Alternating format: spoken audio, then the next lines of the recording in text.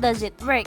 It is being powered by electricity that flows through the spoons. With that, water serves a conductor in which negative and positive reacts to form a short circuit. How does the product help the environment? It is considered to be part of innovative project in which promotes solution for the problems of solid waste accumulation. This product can be advantage to environment related which support environmental friendly practices. Why is it convenient? This is a product of waste. The used bottles are being recycled.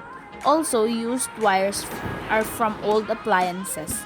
These are being convenient as they can be seen within in our households. It is an alternative water heater from available resources.